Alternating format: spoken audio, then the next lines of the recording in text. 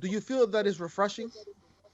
It is kind of refreshing. It's like a nice cold beer on a hot day, kind of refreshing. You know. Well, that's wonderful because I think that'd be something perfect for all the commentators on the hot seat right now. Yeah, quench that thirst. I know JR could use a sip or two. What the fuck?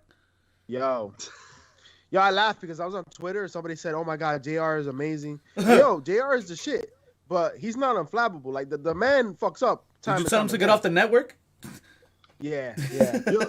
Jay. So it's funny you mentioned JR right off the bat, because like we've talked about JR being kind of like uninspired the last couple of weeks, right? He's just kind of like, and not the last couple of weeks, right? For a minute. Now he's kind of like, whatever. So Penta was fighting Trent, right? On Wednesday. And Penta does the whole thing where like he slaps the corner, right? Trent moves out the way. And JR was like, the post no-sold it. And I hated that he said that. Yeah. The fucking Mark in me was just like, you don't acknowledge a sell. You're not like he knows, so like the post no sold it, but then it was also kind of funny. So I'm like, I don't know, man. But JR has a habit of kind of like breaking that fourth wall, and like he completely like disses the dinosaur gimmick, and he's always like very disinterested and like flips. He's like, you see, that's why that doesn't need to happen. Blah blah. Like, oh okay. Like JR's biggest strength has always been his ability to sell big moments. Big moments have JR's voice on them. Mm-hmm. That's it. And the context he's able to add to those big moments, right?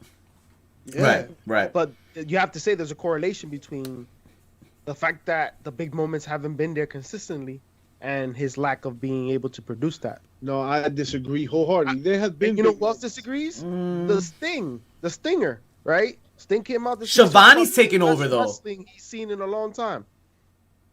The what? The Sting best came out talking about the best wrestling he's seen in a long time.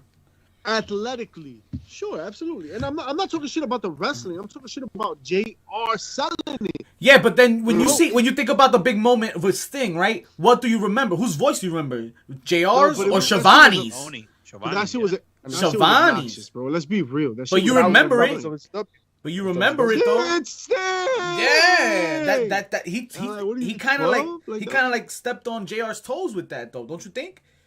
Like maybe JR should have had that. It was moment. the callback. It was a callback. It was a callback to WCW. Right. Yeah. So it was there. I remember Shivani and JR worked together in WCW before he went to the E. Yeah. So there's some personal duels that are happening that we're not aware of. Oh, maybe. Absolutely. Maybe so. You know, that's a very great point that you're probably absolutely right, and I simultaneously do not give a fuck about. Listen, right? I know I'm right. The point is, you're out there doing your job. I don't care about any backroom politics that someone's taking your spot, blah, blah, blah. I don't give a shit. You are on the table.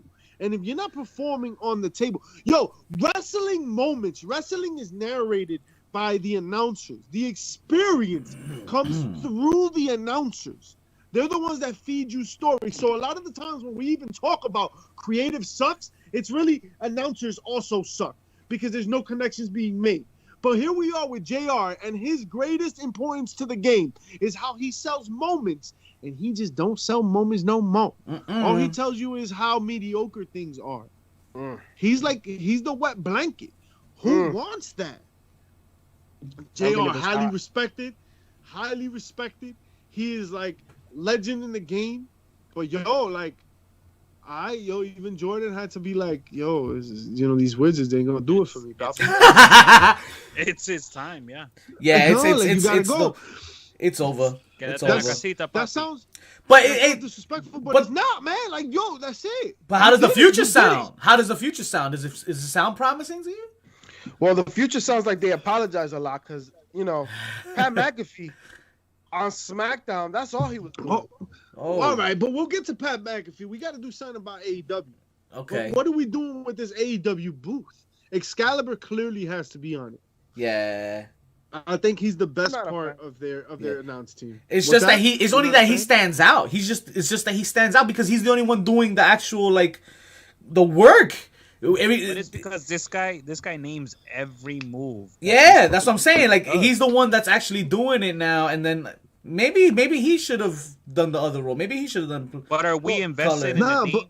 Are we invested in the name of the moves, or are we invested in the story that these two performers? No, I would like for the commentator to dictate what's happening in the match, but sometimes there's gotta be. Sometimes all you hear is bullshit, like clown, like the whole Byron Saxton and fucking and Corey Graves shit. Corey Graves, That's a bad example because they're kind of good sometimes too. They be making me pop too, but a lot. It's a lot sometimes. It's a lot. And if you're not getting dictation, then, bro. But the thing is, you also remember that they're telling a story in the ring that does not need to be. Certain aspects do not need to be narrated. And when you're of course they do. No. There's things like visuals and shit. This is the same shit that people shitted on Morrow for. When I thought Morrow brings excitement to the match when he's calling because there's so much passion behind it. But they would claim that he takes away from the match. The problem with Morrow is that every moment is WrestleMania. Hey, that's the problem. That's the problem with Morrow. That if you listen to him on Wednesday and then you listen to him at the pay-per-view and then you listen to him at the next Wednesday, you know what I mean? Sell it. When you hear, not on a regular like second match of the night. You're not going, Mamma Mia! Like, to be fair, there's levels to this shit. To be fair though, let's remember what Morrow was commentating on in legendary NXT matches. Because the people that are the top right now in NXT, Morrow was the commentator for them throughout all their matches. He kind of had to do it. He never got criticized. He didn't get criticized for the big matches. He got criticized for the regular schmegular daily matches. And I'm gonna tell you, even the regular schmegular daily matches were dope. They get commentated different than Raw matches. That's just fact. You gotta, you have to learn your levels because then the pay-per-view's not special. It's gotta be special. You've gotta, if you have a fucking story and there's three parts to the story, you can't start at an 8 because you can only go to 10. Storytelling 101. You gotta grow. You gotta climax. And if you're at fucking 10 right from the jump, like there's no difference. There's no difference because you're just yelling all the time. I mean, now you're making it seem like he's coming. Oh, he's coming in here and that walking up. No, the man was when certain spots were early. When he got excited. When he got excited. When he got excited and he was excitable. When you hear him commentating boxing, every time there's a clean fucking punch. But wrestling needs that. Wrestling needs that. Wrestling needs that. He's great in boxing. Obviously he was doing. You guys have an opportunity to see what Morrow does best this Sunday in Rebellion for Impact because he will be on the commentary table for Rebellion. Wow. Make sure to catch our official pre-show for Impact's Rebellion dropping this Sunday because you know the bad guys got you. Got it, baby. We got it. We doing the damn thing. Oh shit! The bad guys always take care of y'all. And Twitch, they joining the party too. Shout outs to Twitch because they gonna jump in on all the festivities, on all the action. To the main point here is that the best presentation of AEW was supposed to be sports based, right? When we look at when we think about at least New Yorkers right up here, like in the Northeast, we look at like the Yankees because fuck Boston, right? And their legendary announce team, right? Michael K does an excellent job of telling you what's happening. He paints the picture. He sets the poetry. He has the time to do it. Because baseball's the slowest sport in the world. I understand that, but the job is the same in a different context. The job is the same. All right, JR, and the reason I know it can happen in wrestling is because it used to, and JR used to be the best at. But so it can happen again. But we're also here talking about that wrestling is the most athletic it's ever been. So the fast pace that's happening in the ring makes that very difficult. But without a commentary team to make it sense, then it's just gymnastics. All right? Yes, they can tell whatever story. Yo, gymnastics tell stories too. You forget that they dance to the music. There is movement, there is pace, there is climax. All right? Every time they fall off the beam, we're like climax. Shit, you know? But my thing is, I feel like there's a significant difference between a commentator when a commentator takes over the match. Commentator. Yes, the remake. Over the match, I believe is that the people in the ring are not performing to the expectation. That's my way of looking at it. Because the story in the ring that's visual should never take away from the audio. I mean, should always take away from the audio. No, because the commentator sets the framework for what's happening. It's giving you the story on a silver platter.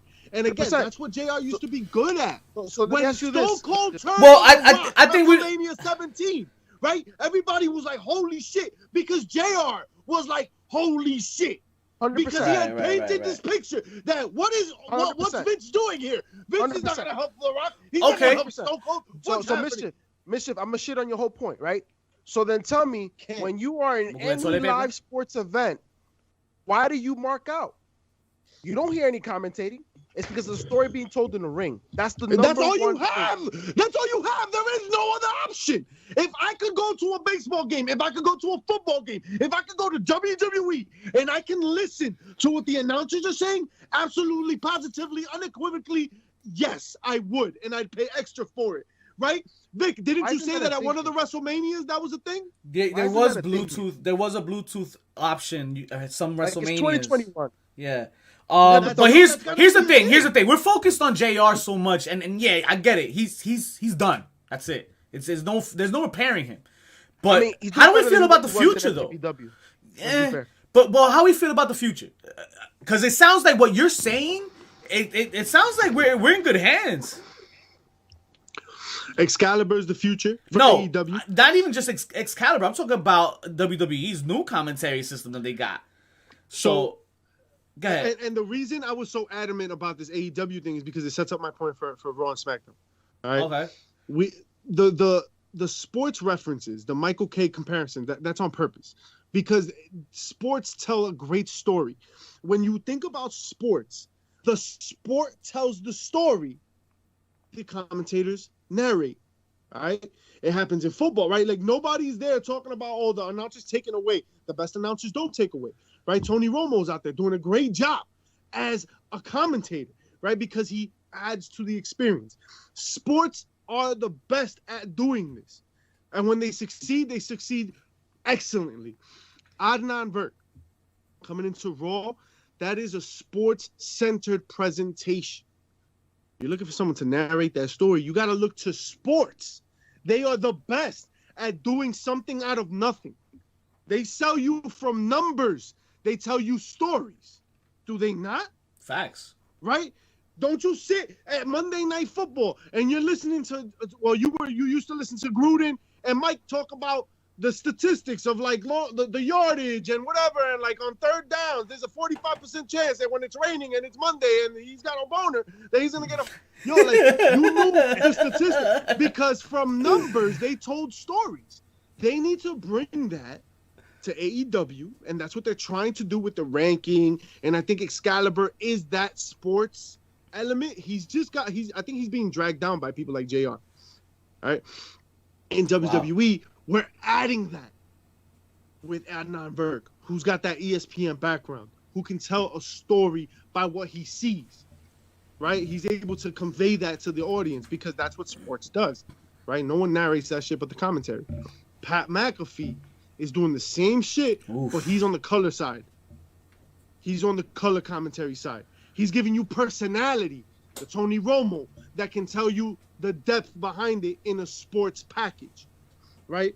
Because Michael Cole is great at what he does when he's able to do it the way he's supposed to. Okay. And now you got personality with Pat McAfee. He jokes and he's adding the sports to it. And he stands up from his chair. Like, holy shit, this is just all the different experience. I love it. Don't fix that. Yeah. Don't, because now you got the camera on him for a little split second. It's something different.